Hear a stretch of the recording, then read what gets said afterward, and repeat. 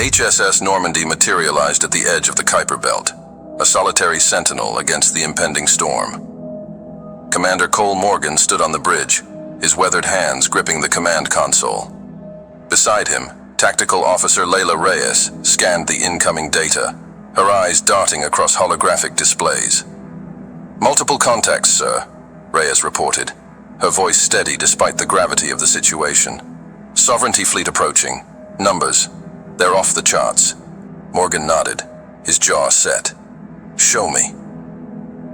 The main view screen flickered to life, revealing a sea of metallic behemoths advancing towards the solar system. Hundreds, perhaps thousands, of Sovereignty warships moved in perfect formation, their hulls gleaming with an otherworldly sheen that spoke of technology far beyond humanity's reach. "Quite the welcoming party," Morgan muttered, a hint of gallows humor in his voice. "Status report." Chief Engineer John Russo's voice crackled over the comms. "All systems nominal, Commander. She's purring like a kitten." "A kitten facing a pack of wolves," Reyes added under her breath.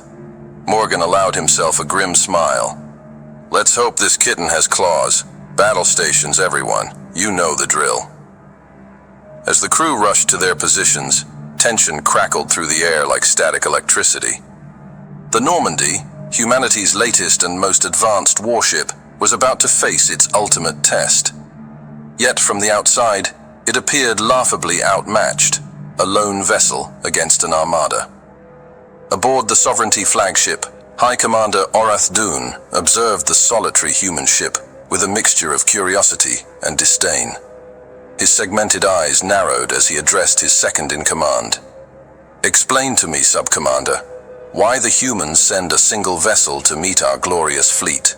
Have they finally accepted the futility of resistance?" Sub-Commander Kane Lore's antennae twitched nervously. "Unknown, High Commander. Our intelligence suggested they were marshaling their forces for a last stand. This is unexpected." Orath Dune's mandibles clicked in annoyance. "Scan that ship. I want to know every rivet, every power signature.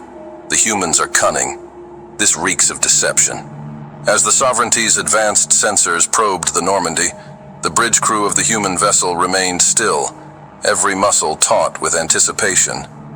Morgan and Reyes exchanged a look, years of shared combat experience allowing for silent communication. "They're scanning us," Reyes confirmed, her fingers dancing across her console. "Should we?" Morgan shook his head. "Not yet. Let them look their fill."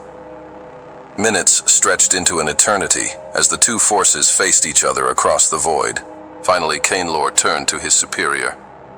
"High Commander, our scans are inconclusive. The vessel appears to be a standard human warship, albeit their most advanced model. However, there are anomalies in the readings, power fluctuations we cannot explain." Orath Dune's compound eyes glittered with malice. "So they have developed new technologies. How amusing. Their pathetic attempts at innovation will not save them." He rose from his command throne, towering over his subordinates. "Dispatch the 17th Attack Wing. Let us see what tricks this lone ship can muster." Back on the Normandy, alarms blared as a contingent of Sovereignty vessels broke formation, accelerating towards them. "Incoming!" Reyes shouted. 17, no, 18 ships, cruiser class and above." Morgan's expression hardened. "And so it begins. Helm, prepare for evasive maneuvers. Weapons, stand by." As the Sovereignty attack wing closed in, the crew of the Normandy braced for impact. But instead of the expected barrage, the enemy ships suddenly found themselves firing at empty space. In a maneuver that defied conventional physics, the Normandy had somehow slipped between the incoming plasma bolts, executing a series of rapid position changes that left after-images in its wake. "What sorcery is this?" Orath Dune snarled, mandibles gnashing in frustration as he watched the impossible dance unfold on his command screen. Hey there, hope you're enjoying the video so far. If you do, please hit the like button and subscribe to the channel. It really helps the channel to grow and reach more people. Now let's find out what comes next. The Normandy pirouetted and weaved through the Sovereignty formation, its movements fluid and unpredictable. Each time the alien vessels adjusted their firing solutions, the human ship was already elsewhere, leaving the deadly energies to dissipate harmlessly into the void. On the Normandy's bridge, sweat beaded on Morgan's brow as he called out a rapid series of commands. 3/4 thrust, Z-axis rotation, Reyes, target their lead ship's propulsion systems. Reyes's fingers flew across her tactical display. Targeting! Firing! A lance of coherent light erupted from the Normandy, slicing through the shields of the Sovereignty cruiser as if they were tissue paper. The enemy vessel's engines sputtered and died, leaving it to drift helplessly. One down, Morgan grunted. 17 to go. The battle continued, a deadly ballet of light and shadow. The Normandy seemed to anticipate every move of the Sovereignty ships, countering with precision strikes that crippled rather than destroyed. It was a display of tactical brilliance that left the alien commanders reeling. In the engine room, Chief Engineer Russo and his team worked feverishly, rerouting power and making split-second adjustments to keep the ship's systems ahead of the strain. "Coolant pressures spiking in Sector 4, shouted Lieutenant Yara Okafor, her dark skin glistening with perspiration. Russo nodded, his hands a blur over the engineering controls. "Compensating! Divert auxiliary power to the heat sinks!" Back on the bridge, Reyes called out, "Sir, they're adapting to our maneuver patterns. Calculating new evasion algorithms now." Morgan gritted his teeth. "Do it fast, Lieutenant. We can't keep this up forever." As if to punctuate his words, a glancing blow from a Sovereignty energy weapon rocked the ship. Sparks showered from a nearby console, and the acrid smell of burned circuitry filled the air. "Damage report," Morgan barked. "Minor hull breach on Deck 3, came the response from damage control. "Automated systems are sealing it now." Morgan nodded grimly. "Keep it together, people. We're not done yet." On the Sovereignty flagship, Arath Dune watched in growing rage as his attack wing floundered against the single human vessel. Ships that should have been more than a match for the Normandy found themselves outmaneuvered at every turn. "Impossible!" he roared. "No human ship can move like that. No crew can react with such speed." Kyan Lor, his antennae drooping with shame, offered a tentative explanation. "High Commander, we believe they may be using some form of predictive combat AI, coupled with an advanced inertial dampening system. It's the only way to explain their maneuverability and response times." Arath Dune's eyes narrowed dangerously. "An AI? Have they learned nothing from the machine wars? Arrogant humans, always grasping at power beyond their comprehension." He turned to his weapons officer. "Prepare the quantum disruptors. If they wish to rely on their precious technology, we shall strip it from them." As the Sovereignty vessels regrouped for another assault, the Normandy's crew worked with clockwork precision. Each member anticipated the needs of others, creating a synergy that bordered on the supernatural. Morgan and Reyes moved in concert, their actions so closely coordinated, they seemed to share a single mind. As Reyes called out enemy positions and weapon charges, Morgan issued a rapid-fire series of course corrections and counterattacks. "Incoming quantum disruption wave," Reyes shouted, her eyes wide with alarm. Morgan's response was immediate. "All hands, brace for impact. Russo, emergency power to the shields." The wave of scintillating energy washed over the Normandy, threatening to short out every system aboard. For a heart-stopping moment, the ship's lights flickered, and the familiar hum of its engines faltered. But then, against all odds, the Normandy surged back to life. The quantum disruption, which should have reduced the vessel to a drifting hulk, had barely phased it. In the stunned silence that followed, Russo's voice came over the comms, tinged with both relief and pride. "It worked, Commander. The multiphasic shielding held." A cheer went up from the crew, quickly stifled as they returned to their duties. Morgan allowed himself a small smile. "Well done, everyone. Now let's show them what we can really do." With renewed vigor, the Normandy launched a counter-offensive. Its movements became even more aggressive, pushing the limits of what should have been possible for a ship its size. Reyes's hands danced across her tactical display, targeting with surgical precision. Firing solutions locked, Commander. Permission to engage? Morgan nodded. Light 'em up, Lieutenant. The Normandy unleashed a barrage of weapons fire, each shot finding its mark with unerring accuracy. Sovereignty shields flickered and failed. Engines sputtered out, and weapon systems went dark. In a matter of minutes, the once mighty attack wing was reduced to a collection of crippled vessels. On the Sovereignty flagship, disbelief turned to fear as Orath Dune watched his elite forces decimated by a single human ship. This cannot be, he stammered, his usual bravado crumbling. Recall the attack wing. All ships maintain distance from that vessel. As the battered Sovereignty forces retreated, an eerie calm settled over the battlefield. The Normandy hung in space, apparently unscathed, a silent challenge to the vast alien armada. Kain Lor approached his superior cautiously. High Commander, what are your orders? Orath Dune's compound eyes darted between the tactical displays, searching for an explanation, a weakness, anything that could explain this impossible turn of events. We must reassess, he said finally, his voice uncharacteristically subdued. That ship, it should not exist. No human technology could achieve what we have witnessed today. As the Sovereignty fleet held its position, a palpable sense of unease spread through its ranks. The invincible armada, which had expected to crush humanity's last defenses with ease, now found itself stymied by a single vessel. Aboard the Normandy, the crew allowed themselves a moment of cautious celebration. Handshakes were exchanged and backs were patted, but everyone knew the battle was far from over. Morgan's voice cut through the low murmur of conversation. Outstanding work, everyone, but don't get comfortable. This was just the opening salvo. Reyes nodded in agreement, her eyes never leaving her tactical displays. They're regrouping, sir. I'm detecting increased comm chatter and power fluctuations across their fleet. They're planning something. Of course they are, Morgan replied grimly. We've rattled them, but that makes them more dangerous, not less. Stay sharp. As if on cue, a priority message flashed across the main screen. It was from Earth Command, encrypted at the highest level. Morgan input his authorization code, and the message decrypted. Normandy Actual. Phase 1 complete. Proceed with Phase 2. Godspeed. Morgan exchanged a meaningful look with Reyes.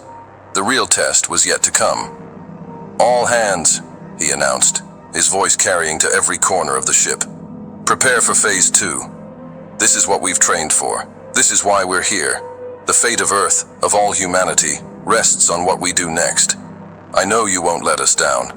As the crew steeled themselves for the challenges ahead, the Normandy hung suspended between the stars, a defiant spark of hope against the overwhelming darkness of the Sovereignty fleet. The next move in this cosmic chess game would determine the future of the human race. In the tense silence that followed, both sides reassessed their strategies.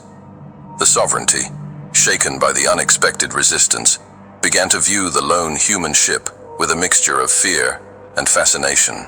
What other surprises did the Normandy hold? What desperate gambit had driven humanity to stake everything on a single vessel? Aboard the Sovereignty flagship, Orath Dune paced restlessly, his chitinous legs clicking against the metallic floor. The defeat of his attack wing had shattered his confidence, and for the first time since the invasion began, doubt crept into his mind. Sub-Commander, he snapped, turning to Kain Lor. Analyze every second of that engagement. I want to know how they did it. No technology can be without weakness. Kain Lor bowed low, his antennae quivering. At once, High Commander. But, if I may speak freely. Orath Dune's eyes narrowed, but he nodded curtly. Perhaps, Kain Lor continued hesitantly, we have underestimated the humans. Their history shows a remarkable ability to innovate in the face of overwhelming odds. This ship, it may represent a leap in their capabilities we had not anticipated. For a moment, Orath Dune seemed ready to lash out at his subordinate for such heretical thoughts. But then his posture softened, ever so slightly. Your words have merit, Cain Lor. We have indeed grown complacent in our superiority. But no more. We will unlock the secrets of this human vessel, and then we will crush them utterly. As the sovereignty leadership grappled with their new reality, the crew of the Normandy worked tirelessly to prepare for the next phase of their mission. In the ship's medical bay, Dr. Maya Wahlberg tended to the few injuries sustained during the initial engagement. "How's it looking, Doc?" asked Petty Officer James Rivet Reeves, wincing as she examined a nasty gash on his forearm. Dr. Wahlberg smiled reassuringly as she applied a regenerative gel to the wound. "You'll live, Rivet, though you might want to duck faster next time." Reeves chuckled, then grew serious. "Do you think we can really pull this off? I mean, we bloodied their nose, but there's still a whole lot of them out there." Wahlberg's eyes met his, her gaze steady and determined. "We have to, Rivet. There's no alternative. But if anyone can do it, it's this crew. Now hold still while I seal that cut." In the engine room, Chief Engineer Russo and his team worked feverishly to optimize the Normandy's systems for the challenges ahead. Lieutenant Okafor approached him, datapad in hand. "Chief, I've completed the power redistribution calculations you requested," she reported. "If we reroute auxiliary power through these junctions, we can boost our shield regeneration by 17% without compromising weapons output." Russo studied the figures, impressed. "Excellent work, Yara. Implement the changes immediately. We'll need every advantage we can get." As Okafor hurried off to make the adjustments, Russo allowed himself a moment of reflection. The Normandy was pushing the boundaries of what was thought possible, but at what cost? The strain on the ship's systems was immense, and he knew that sooner or later something would have to give. On the bridge, Commander Morgan and Lieutenant Reyes pored over tactical displays, analyzing the Sovereignty Fleet's movements and discussing potential strategies. "They're being cautious now," Reyes observed, gesturing to the holographic representation of the alien armada. "See how they've tightened their formation? They're protecting their flanks, expecting another hit-and-run attack." Morgan nodded, his brow furrowed in concentration. "Which means we'll need to do something they're not expecting." "Any ideas, Lieutenant?" Reyes bit her lip, considering. "What if we... No, that's crazy." "Crazy might be exactly what we need right now," Morgan replied, a glimmer of interest in his eyes. "Let's hear it."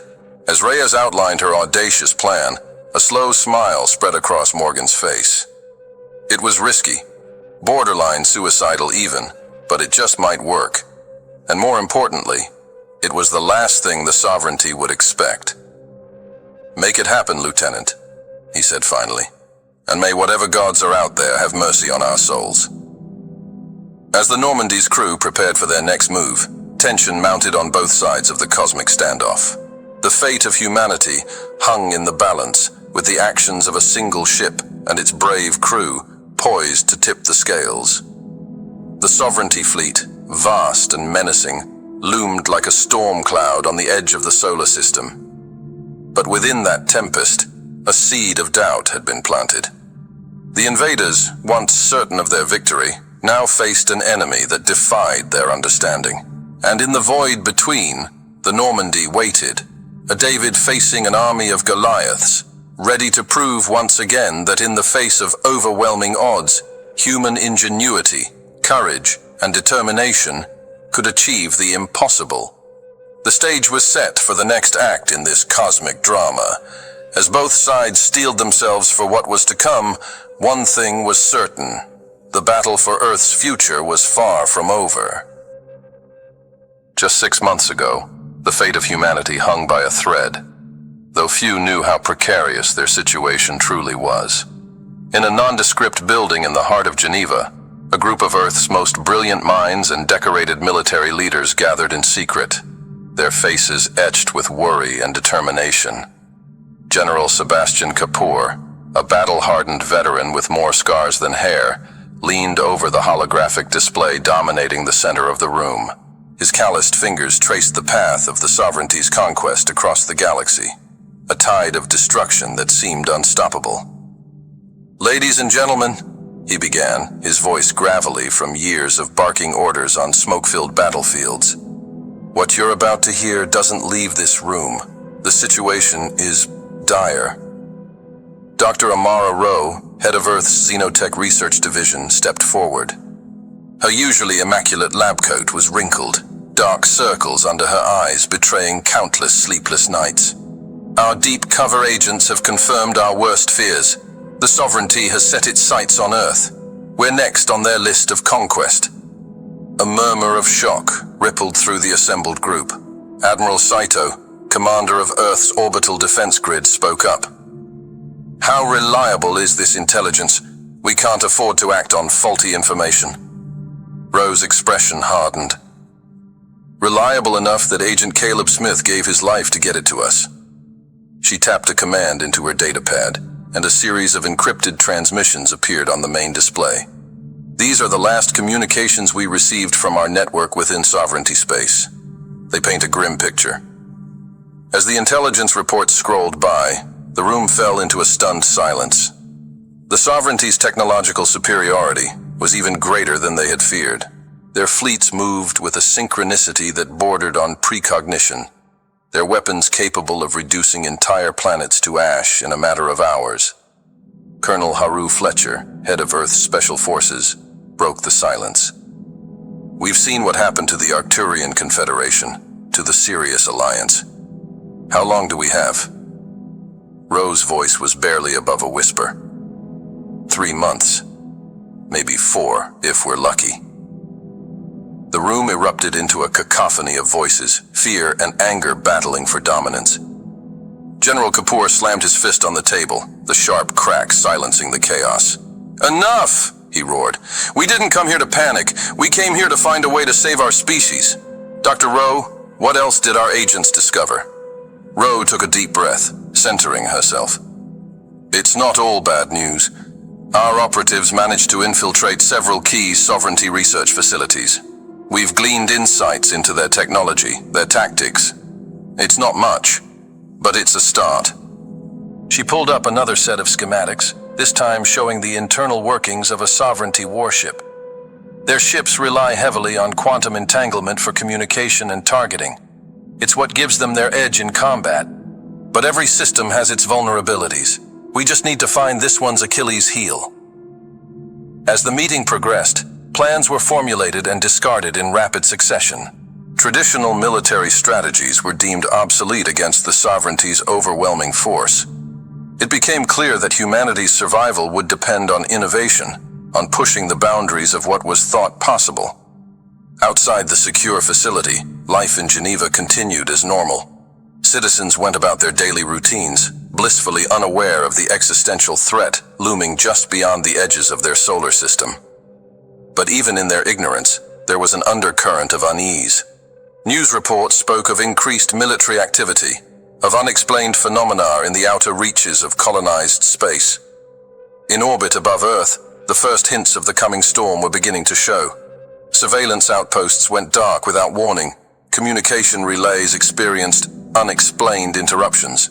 Each incident was carefully covered up, explained away as technical malfunctions or solar flare activity.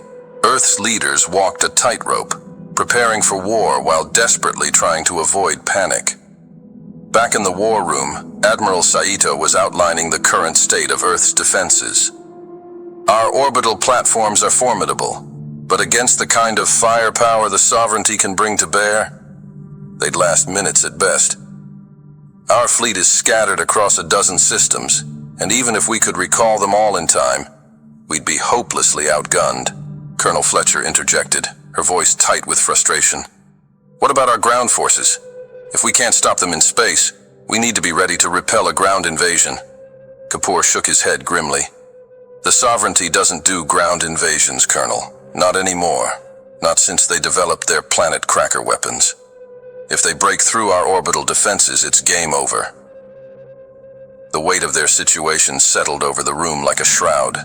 Humanity stood on the brink of extinction, facing an enemy that had crushed civilizations far more advanced than their own. Dr. Rowe cleared her throat, drawing attention back to the holographic display. "There might be a way, she said hesitantly. It's theoretical, highly experimental, and frankly, it borders on insanity. But given our options, she brought up a new set of schematics, complex equations and diagrams filling the air. We've been working on a project, codenamed Excalibur. It's our attempt to reverse engineer some of the sovereignty's quantum technology. The room buzzed with a mixture of excitement and skepticism. Admiral Saito leaned forward, his eyes narrowing. And you think this Excalibur could give us an edge against the sovereignty? Ro nodded, her excitement building as she explained. In theory, yes, but we're not talking about building a superweapon here. What we're proposing is more subtle. As she laid out the basics of the plan, faces around the room shifted from disbelief to cautious hope. It was audacious, borderline suicidal, but it just might work.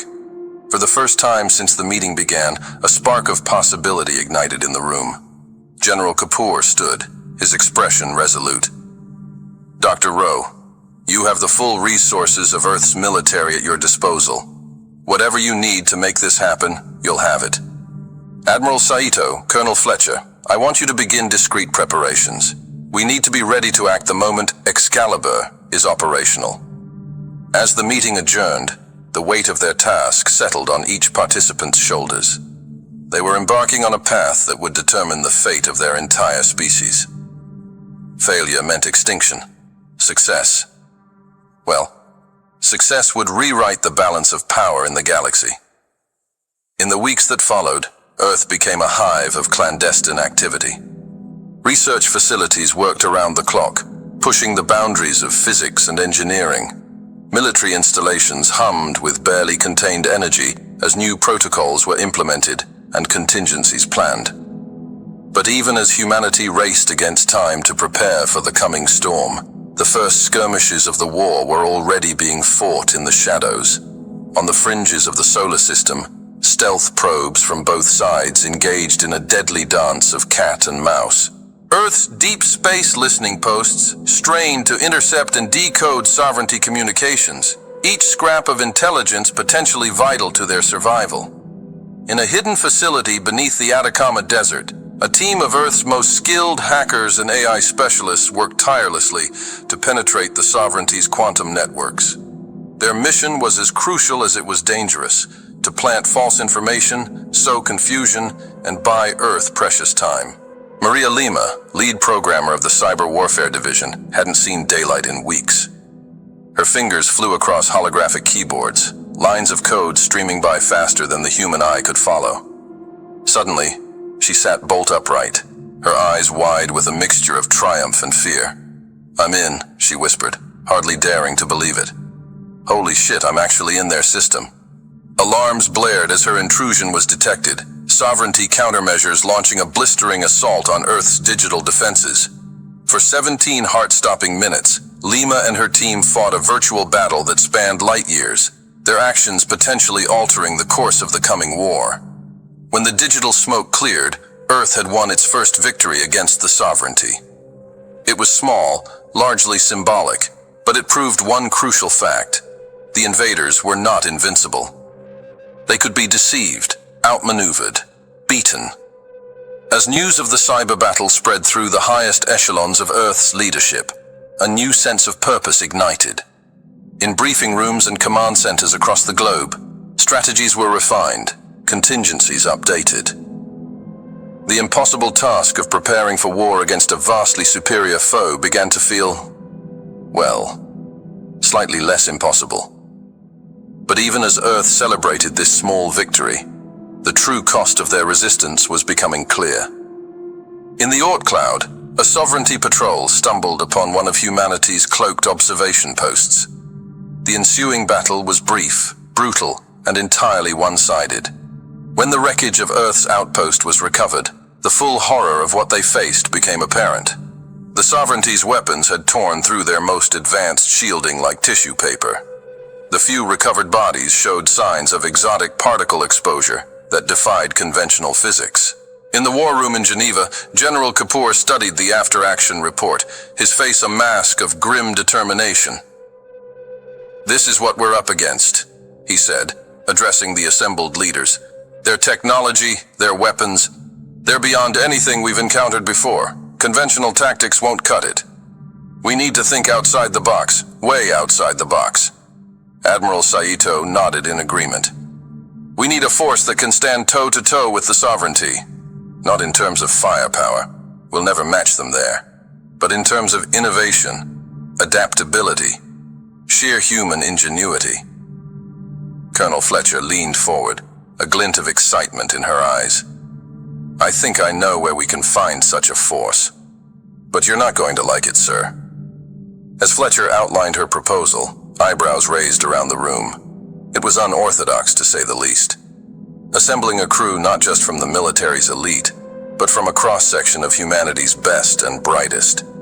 Scientists, engineers, tacticians, even civilian specialists with unique skills.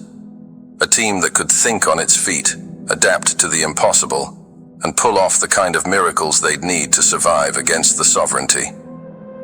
General Kapoor's initial skepticism gave way to grudging approval as the plan took shape. "Do it," he ordered. "But keep it quiet. If word of this gets out, panic will spread faster than we can contain it." And so began one of the most secretive and intensive recruitment drives in human history. Across the globe, individuals with exceptional skills found themselves approached by shadowy figures, offered the chance to be part of something greater than themselves. Many jumped at the opportunity. Others needed convincing. A few flat out refused, only to find themselves drafted under obscure wartime provisions. In a repurposed mining facility on Mars, the training began. The disparate group of recruits was forged into a cohesive unit through grueling physical and mental exercises. They were pushed to their limits and beyond, forced to innovate and adapt to scenarios that defied conventional logic. Cole Morgan, a decorated naval officer with a reputation for unorthodox tactics, emerged as a natural leader during these trials. His ability to think 3 steps ahead of any situation made him the clear choice for command. Alongside him, Layla Reyes, a brilliant tactician with a background in theoretical physics, proved invaluable in devising strategies to counter the sovereignty's advanced technology. Her unconventional approach to problem-solving complemented Morgan's leadership perfectly. As the training progressed, other key members of the team began to stand out. John Russo, a prodigy in the field of quantum engineering, whose insights would prove crucial in the development of Earth's new defensive technologies. Dr. Maya Wahlberg, a xenobiologist with a talent for thinking like the enemy, providing invaluable insights into sovereignty psychology and potential weaknesses. But even as this elite team took shape, time was running out. Intelligence reports indicated that the sovereignty's invasion fleet was mobilizing faster than anticipated. Earth's window of opportunity was rapidly closing. In a final, desperate push, Dr. Rowe and her team worked around the clock to complete the Excalibur project. The fate of humanity would rest on the shoulders of this hand-picked crew and the revolutionary technology they would wield. As the training facility on Mars buzzed with activity, final preparations being made for the mission that would determine the fate of the human race, a sense of nervous anticipation filled the air. Each member of the crew knew the stakes, understood the near impossibility of their task. Yet there was also a palpable excitement, a shared belief that they stood on the precipice of something truly historic. In his quarters, Commander Morgan studied the latest intelligence reports, his mind racing through potential scenarios. The weight of command settled heavily on his shoulders, but there was a fire in his eyes that spoke of unwavering determination. Whatever the sovereignty threw at them, he and his crew would be ready. The stage was set. Humanity's best hope, a single ship crewed by an exceptional team, prepared to face an armada that had crushed entire civilizations. Against impossible odds, they would fight not just for victory, but for the very survival of their species. As the final hours ticked away, the crew of what would become the HSS Normandy made their last preparations, each acutely aware that they might never see Earth again. Yet in the face of such overwhelming danger, there was no fear, only resolute determination. For they carried with them the hopes and dreams of every human being, the indomitable spirit that had carried their species from cave-dwelling primitives to a spacefaring civilization. The Sovereignty fleet hung in space like a metallic thundercloud, its vastness defying comprehension. At its center, the colossal flagship pulsed with barely contained energy, a silent promise of devastation. High Commander Orath Dune's compound eyes narrowed as he studied the tactical display, his mandibles clicking in agitation. "This lone human vessel continues to defy us," he hissed, his voice a mixture of frustration and grudging admiration. "Send in the 7th Assault Wing. I want that ship reduced to atoms." On the bridge of the HSS Normandy, Commander Cole Morgan felt the weight of the entire human race on his shoulders. Sweat beaded on his forehead as he barked out orders, his voice steady despite the chaos erupting around him. "Incoming! Multiple hostiles, Vector 227 by 115. Lieutenant Layla Reyes, her fingers dancing across the tactical console, responded without looking up. "I see them, sir. Calculating intercept trajectories now." The Normandy's bridge crew moved with practiced precision, each member a vital cog in a well-oiled machine. But beneath their professional demeanor, the strain was beginning to show. Dark circles under eyes, hands that trembled ever so slightly when not occupied, the occasional sharp intake of breath as another near miss rocked the ship. As the 7th Assault Wing closed in, its ships moving in perfect, terrifying synchronization, Morgan made a split-second decision. "Helm, execute maneuver Sigma 3. Weapons, prepare to fire on my mark." The Normandy suddenly plunged downward, relative to the incoming Sovereignty vessels, its inertial dampeners straining to compensate for the impossible G-forces. Just as the enemy ships adjusted their firing solutions, the Normandy cut its main engines and fired its maneuvering thrusters in a complex sequence. The result was a corkscrew maneuver that no organic pilot could have executed, no conventional ship could have withstood. The Sovereignty weapons fire passed harmlessly through the space the Normandy had occupied milliseconds before. "Now!" Morgan shouted. "Hit them while they're recalibrating!" Reyes didn't need to be told twice.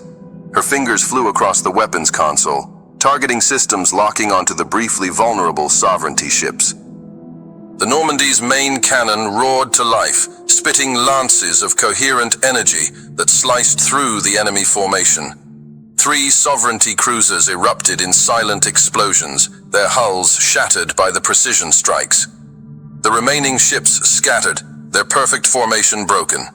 In the Normandy's engine room, Chief Engineer John Russo fought a different kind of battle. Warning klaxons blared as systems pushed far beyond their design limits threatened to fail. "Coolant pressure in the starboard nacelle is critical," shouted Lieutenant Yara Okafor, her voice barely audible over the din of overworked machinery.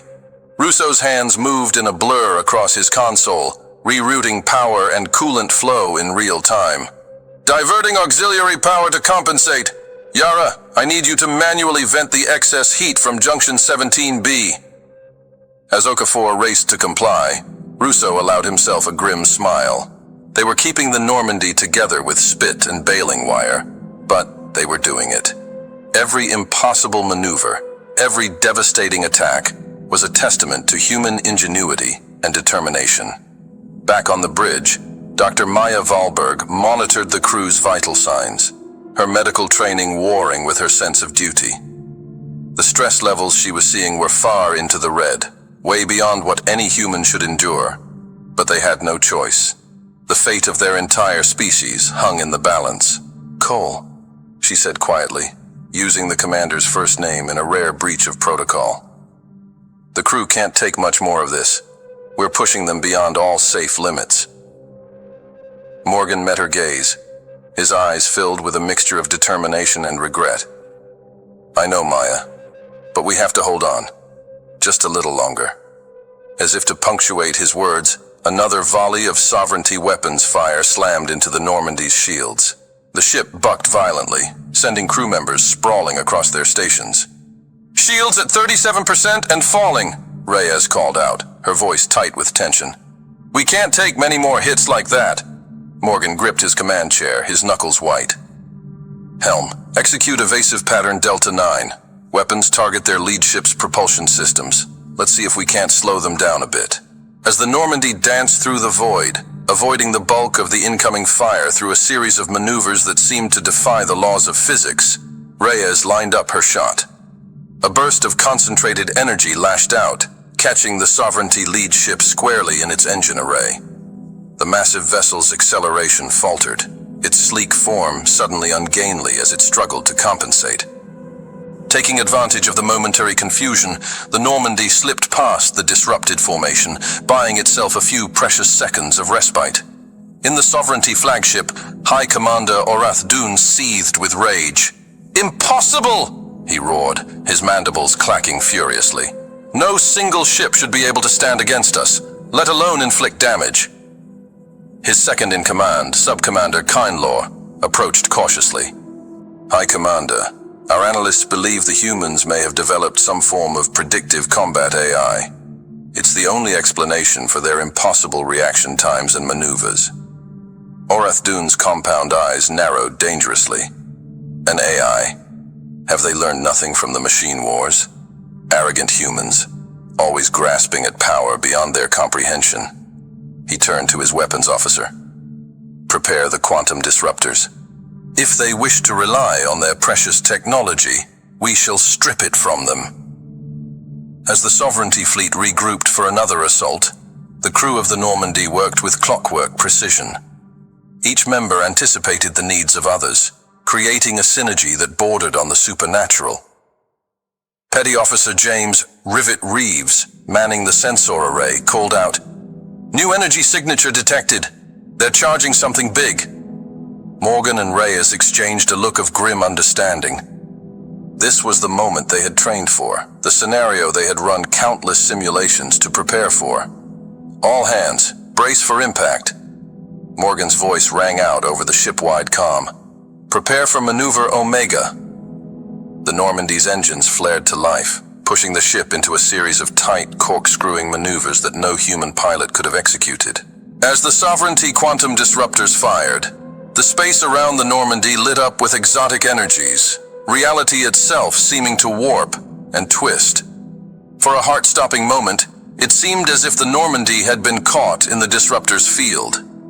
The ship's lights flickered, gravity failed, and a bone-deep vibration shook every bulkhead. But then, against all odds, the Normandy surged forward, breaking free of the disruptor field's influence. The impossible maneuver had worked, placing the ship in the Sovereignty fleet's blind spot. In the engine room, Russo and his team fought to keep the overtaxed systems from failing completely. "Coolant leak on deck 3, Okafor shouted, her hands flying over her console. "Sealing bulkheads now!" Russo nodded grimly, rerouting power to compensate for the lost systems. "Good work, Yara. Now help me stabilize the warp core before we tear ourselves apart." On the bridge, Reyes allowed herself a fierce grin as she lined up her next shot. "Firing solutions locked, Commander. Permission to return the favor?" Morgan nodded, a grim smile playing at the corners of his mouth. "Light 'em up, Lieutenant. Show them what happens when they underestimate humanity." The Normandy's main cannon roared to life once more, its energy beams slicing through the confusion of the battlefield to strike at the heart of the Sovereignty formation. Two more enemy cruisers erupted in silent explosions, their destruction a testament to human precision and determination. As the battle raged on, the toll on the Normandy's crew became increasingly apparent. Fatigue etched deep lines in faces too young for such weariness. Hands trembled from a combination of stress and stimpack overuse. But still, they fought on, each member drawing strength from the unwavering resolve of their comrades. Dr. Valberg moved from station to station, administering emergency treatments and offering words of encouragement. "Just a little longer," she murmured, injecting a crewman with a cocktail of stimulants and pain suppressors. "Hold on. For Earth. For all of us." In the ship's CIC, Tactical Officer Paige Fisher, no relation to the chief engineer, pored over the constantly updating strategic display. "Commander," she called out, her voice tight with barely contained excitement. "I think I've found a pattern in their fleet movements. There's a vulnerability in their formation. But we'll only have a few seconds to exploit it. Morgan was at her side in an instant, studying the display intensely. Good work, Lieutenant. Helm, prepare for high-energy turn on my mark. Weapons, I want every available system ready to fire the moment we complete our rotation. As the Normandy executed yet another seemingly impossible maneuver, slipping through gaps in the sovereignty formation that shouldn't have existed, the contrast between appearance and reality became stark. To the sovereignty, the human vessel seemed to move with preternatural grace and precision, always one step ahead, always in the perfect position to strike. It was as if they faced not a ship, but some kind of space-borne predator, evolved over eons to hunt in the void. But inside the Normandy, the reality was far different. Every maneuver was a carefully calculated risk. Every successful evasion the result of countless hours of training and preparation. The ship groaned and shuddered, pushed far beyond its design limits. Warning klaxons blared constantly, only to be silenced by crew members too busy fighting for survival to acknowledge them. In a rare moment of relative calm, Morgan allowed himself to study his crew. Pride swelled in his chest as he watched them work, each member giving their all in the face of overwhelming odds. They had trained for this, prepared for every contingency, but the reality of combat against a vastly superior foe was testing them in ways no simulation ever could. He thought of Reyes, her tactical brilliance shining through in every precision strike and last-second evasion. Of Russo, working miracles in the engine room to keep their overtaxed systems running. Of Dr. Wahlberg, her medical skills and unwavering compassion holding the crew together in body and spirit. Each member of the Normandy's crew was a hero in their own right, their individual strengths combining to create something greater than the sum of its parts. It was this, Morgan realized, that gave them a fighting chance against the sovereignty. Not advanced technology or impossible maneuvers, but the indomitable human spirit. The refusal to give up even when faced with insurmountable odds.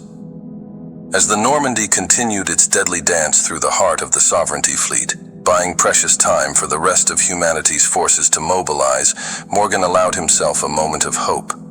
They were bloodied, battered, pushed to the very limits of human endurance. But they were still fighting, still defying the odds. And as long as they drew breath, as long as a single human heart continued to beat in defiance of the sovereignty's overwhelming might, there was hope. Hope for victory. Hope for survival.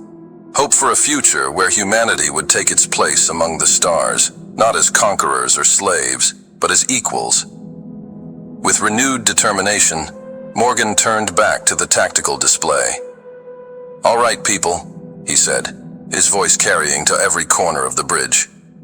"Let's show these aliens what humanity is really capable of. For Earth." The crew's response was immediate and overwhelming. "For Earth!" They chorused, their voices united in a battle cry that seemed to make the very bulkheads vibrate with its intensity. And so the Normandy fought on, a lone ship against an armada, carrying with it the hopes and dreams of an entire species. The battle was far from over, the outcome still uncertain. But in that moment, as human ingenuity and determination stood firm against the technological might of the sovereignty, one thing became clear. Humanity would not go quietly into the night. A few weeks before the Normandy's fateful confrontation with the sovereignty fleet, the air in the underground war room beneath Geneva crackled with tension. The world's brightest minds and most decorated military leaders had gathered once again, this time to unveil humanity's last, desperate hope for survival. Dr. Amara Rowe stood before the assembled group, her usual lab coat replaced by a crisp military uniform. Dark circles under her eyes betrayed countless sleepless nights, but her voice rang clear and strong as she addressed the room. "Ladies and gentlemen, what I'm about to show you is the culmination of years of research, countless sacrifices, and more than a little desperation." With a gesture, she brought up a holographic display of a device that looked like a cross between a particle accelerator and a star's core. "I give you the Quantum Electromagnetic Pulse Generator, or QEMP for short." The room fell silent, all eyes fixed on the slowly rotating hologram. Admiral Saito leaned forward, his brow furrowed. And this QEMP. It's our silver bullet against the sovereignty? Ro's expression tightened. In theory, yes. But the risks, well, they're considerable. She tapped a command, and the hologram expanded, showing the QEMP's internal workings in intricate detail. The QEMP works by generating a pulse of quantum-entangled particles. When detonated, it creates a cascade effect that disrupts all advanced technology within its radius. Shields, weapons, propulsion systems, all rendered useless. General Kapoor's eyes narrowed. Sounds too good to be true, Doctor. What's the catch? Ro took a deep breath. The catch, General, is twofold. First, the energy requirements are astronomical. We're talking about the kind of power output you'd see in a star going nova. Second, if the sovereignty detects this technology before we can use it, they'll adapt. We'll lose our only advantage. The room erupted into a cacophony of voices, questions, and objections flying from all directions. Ro raised her hands, calling for silence. Please let me finish.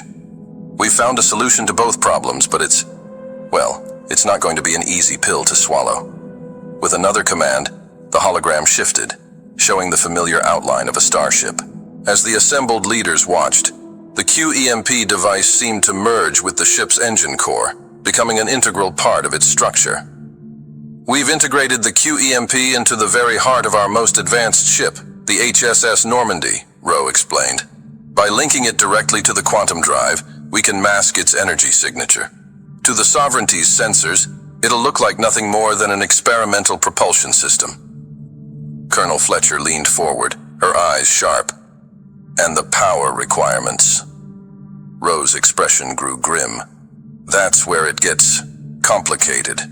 The ship's reactor alone isn't enough. We need an enormous surge of energy to trigger the QEMP at full power.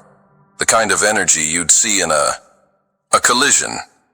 Admiral Saito finished, his voice barely above a whisper.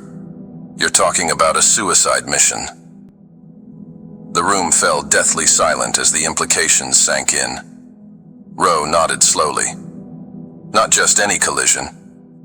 A collision at the precise moment of initiating a quantum jump. The energy released would be, it would be enough. General Kapoor slammed his fist on the table. This is insanity! We can't ask our people to sacrifice themselves like this. We're not asking anyone, General. A new voice cut through the tension. All heads turned to see Commander Cole Morgan stride into the room, followed closely by Lieutenant Layla Reyes. Both wore expressions of grim determination. With all due respect, Morgan continued, this isn't a decision for you to make. It's ours, and we've made it. Reyes stepped forward, her eyes blazing with a fierce intensity. The Normandy is our ship, her crew, our family. If anyone's going to take her into battle, it's going to be us. The room erupted once again, arguments flying back and forth. But as the debate raged, Morgan and Reyes stood firm, their resolve unshakable. Slowly, the voices died down, replaced by a sense of grudging respect and admiration. Admiral Saito was the first to break the silence. You understand what you're volunteering for? The odds of survival are non-existent, Reyes finished for him. We know. But the odds of humanity's survival if we don't do this are even worse. Morgan nodded in agreement. We've run the simulations, studied the intel. This is our best shot, our only shot, at stopping the sovereignty before they reach Earth. As the gravity of the situation settled over the room, Dr. Ro cleared her throat. There's one more thing you should know. She brought up a new set of schematics, these showing the Normandy's bridge configuration. Given the precision required for this mission, we've determined that having both of you in command will significantly increase our chances of success. Reyes's eyebrow arched. Both of us? On the bridge? Ro nodded. Your skills are complementary. Commander Morgan, your expertise in tactical maneuvering and spatial awareness is unparalleled. And Lieutenant Reyes, your mastery of weapon systems and predictive targeting algorithms is second to none. Together, you represent humanity's best chance at pulling off this miracle. The two officers exchanged a look, years of mutual respect and trust passing between them in an instant. Then, as one, they turned back to the assembled leaders and nodded. "We're in," Morgan said simply. "All the way," Reyes added. The next few hours were a whirlwind of tactical discussions and last-minute preparations. As the finer points of the plan were hashed out, the unique dynamics between Morgan and Reyes became increasingly apparent. Morgan's approach to piloting was almost artistic, relying on intuition and a deep understanding of spatial relationships. He could visualize complex maneuvers in his head, plotting courses that seemed to defy the laws of physics. Reyes, on the other hand, was all about precision and calculation. Her mind worked like a supercomputer, running countless simulations in real time to predict enemy movements and identify the perfect moment to strike. Together, they were a force to be reckoned with. Where Morgan saw opportunities, Reyes saw risks. Where Reyes calculated odds, Morgan found the human factor that could tip the scales. Their back and forth was like watching a complex dance, each step and counterstep bringing them closer to a perfect strategy. As the meeting wound down, General Kapoor pulled the two officers aside. "I won't insult you by asking if you're sure about this," he said gruffly. "But I need to know, are you prepared for what this means? Not just for you, but for your crew?" Morgan's jaw tightened. "We've thought of nothing else, sir. Every member of the Normandy's crew is a volunteer. They know the risks, and they've all chosen to stand with us." Reyes nodded in agreement. "We're not just fighting for humanity's survival, General. We're fighting for its soul, to show the galaxy that we won't go quietly, that we'll stand against tyranny, no matter the cost." In the days that followed, final preparations were made in utmost secrecy. The Normandy was outfitted with its deadly cargo, its systems fine-tuned to perfection. Every member of the crew underwent rigorous training, pushing themselves to the absolute limits of human endurance and beyond. Throughout it all, Morgan and Reyes were a constant presence, their unwavering determination inspiring all those around them. They worked tirelessly, refining strategies, running simulations, and preparing for every possible contingency. But in quiet moments, when the weight of their responsibility threatened to overwhelm them, they found strength in each other. A shared look, a nod of understanding, a hand on a shoulder, small gestures that spoke volumes about the bond between them. As the day of departure drew near, Morgan and Reyes stood together in the Normandy's observation deck, gazing out at the Earth they had sworn to protect. The blue-green orb hung suspended in the void, beautiful and fragile. "Do you think we can really do this, Cole?" Reyes asked, her voice barely above a whisper. Morgan was silent for a long moment. "I don't know, Layla," he finally admitted. "But I do know this. If anyone can pull off this insane plan, it's us. You, me, and the finest crew ever assembled." Reyes nodded, a small smile tugging at the corners of her mouth. "Well, when you put it like that." She turned to face him, her expression growing serious. "Whatever happens out there, it's been an honor serving with you." Morgan met her gaze, his own eyes reflecting the same mix of determination and acceptance. "The honor's been mine, Layla. Now, let's go make history." As they turned to leave, to take their places on the bridge and lead humanity into its greatest battle, the Earth continued its slow rotation behind them. Unaware of the monumental events about to unfold, billions of people went about their daily lives, their hopes and dreams resting on the shoulders of a brave few. The stage was set, the players were in position. And as the Normandy prepared to embark on its fateful journey, the future of an entire species hung in the balance. The battle that would determine the fate of humanity was about to begin. The Normandy's hull screamed in protest as Commander Morgan executed yet another impossible maneuver. The ship corkscrewed through a hail of enemy fire, its shields flickering dangerously with each near miss. "Shields at 3%! Lieutenant Reyes shouted over the cacophony of alarms.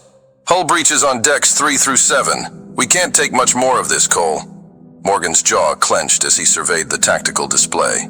The Sovereignty fleet surrounded them, a vast web of deadly firepower closing in from all sides. But there, at the center of the enemy formation, loomed their target, the massive Sovereignty mothership. "We're not out of this fight yet," Morgan growled. "Reyes, divert all non-essential power to the engines and weapons. We're going to punch a hole straight through their lines." Reyes nodded grimly, her fingers flying across her console. "Aye, Commander, but our structural integrity is critical. One wrong move and we'll tear ourselves apart." "Then we don't make a wrong move," Morgan replied, a fierce determination burning in his eyes.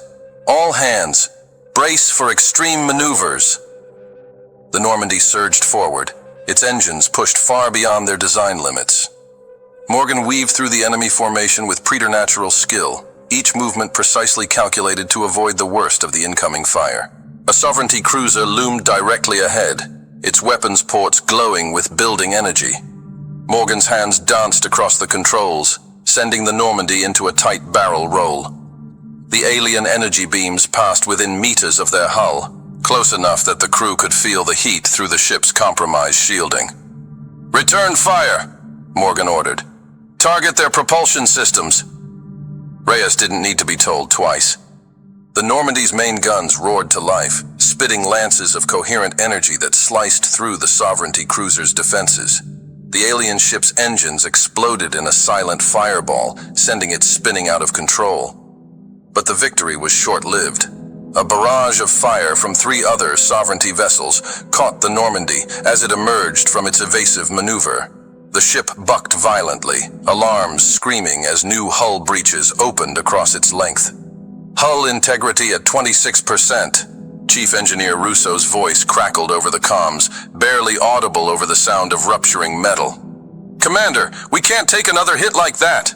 Morgan gritted his teeth, his eyes scanning the tactical display for any advantage, any weakness in the Sovereignty's formation. "Reyes, what's the status on the QEMP?" "Charging but slowly," Reyes replied, her voice tight with tension. "The damage to our power systems is slowing the process. We need at least 2 more minutes before we can initiate the quantum jump." 2 minutes. It might as well have been an eternity in the midst of this firestorm. Morgan's mind raced, calculating trajectories, analyzing the ebb and flow of the battle around them. They needed to buy time, to find a way to survive long enough to deliver their payload. "New contact," Reyes suddenly shouted. "Massive energy spike from the Sovereignty mothership. They're charging some kind of superweapon." Morgan's blood ran cold. If that weapon fired, it wouldn't just be the end of the Normandy. It could obliterate a significant portion of the human fleet hiding in wait. They were out of time. "Plot a course directly for the mothership," Morgan ordered, his voice calm despite the gravity of the situation. "We're going to thread the needle." Reyes's eyes widened as she realized his plan. "Cole, that's insane. The gravitational stresses alone could tear us apart before we even reach our target." "It's our only shot," Morgan replied. "Divert all remaining power to structural integrity and the QEMP. We'll use the gravitational fields of the Sovereignty ships to slingshot us towards the mothership." It was a maneuver that defied conventional physics, a desperate gambit that pushed the limits of what was possible. But in that moment, with the fate of humanity hanging in the balance, the impossible was their only option. The Normandy dove into the heart of the Sovereignty fleet, weaving between massive alien vessels with mere meters to spare. Each pass brought them closer to their target, the ship groaning and shuddering as conflicting gravitational forces threatened to tear it apart. On the bridge, warning klaxons blared as system after system redlined. The crew fought to stay conscious as G-forces fluctuated wildly, blood rushing to their heads one moment and draining away the next. "QEMP at 95% charge," Reyes called out, her voice strained. "But our hull integrity is failing. We're breaking up." Morgan could see the Sovereignty mothership looming before them, its superweapon glowing with building energy. It was now or never. "Initiate quantum jump," he roared. "Take us in!" The familiar hum of the quantum drive rose to a deafening crescendo. Reality seemed to bend around the Normandy as it executed a jump that should have been impossible. A leap that began in normal space and was intended to end inside the Sovereignty mothership itself. For a moment that stretched into eternity, the crew of the Normandy existed in two places at once. They were still on their bridge, claxons blaring and systems failing around them. But they were also elsewhere, occupying the same space as the Sovereignty mothership's vital systems. And then, with a sound that defied description, the two realities collided. The resulting explosion was beyond anything humanity had ever witnessed. The QMP detonated with the force of a small sun-going nova. The quantum energies released, tearing a hole in the very fabric of space-time.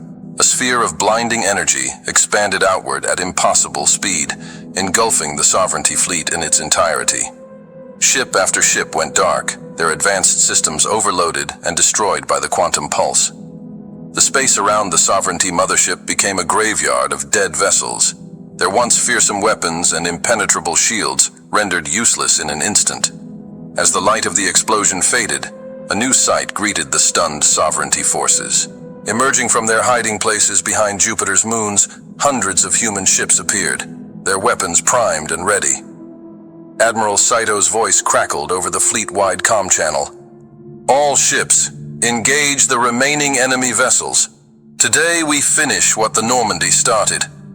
The human fleet surged forward, unleashing a devastating barrage against the crippled Sovereignty armada. Lasers and kinetic rounds crisscrossed the void, tearing into alien hulls that no longer had their advanced defenses to protect them. Yet even in their weakened state, the Sovereignty fought back with desperate ferocity. Those ships whose systems had partially survived the QEMP returned fire, their weapons still deadly despite the loss of their targeting computers. The space around the massive Sovereignty mothership became a maelstrom of destruction. Human dreadnoughts unleashed salvos of magnetically accelerated rounds, each impact sending shockwaves through the alien vessel. Swarms of fighters and bombers exploited gaps in its defenses, delivering pinpoint strikes against critical systems. Admiral Saito coordinated the assault with cold precision, his tactical genius shining through as he directed the human fleet. "Battle Group Alpha, concentrate fire on their flagship's engines. Carrier Group, launch all fighters and target their weapon emplacements. We need to end this now."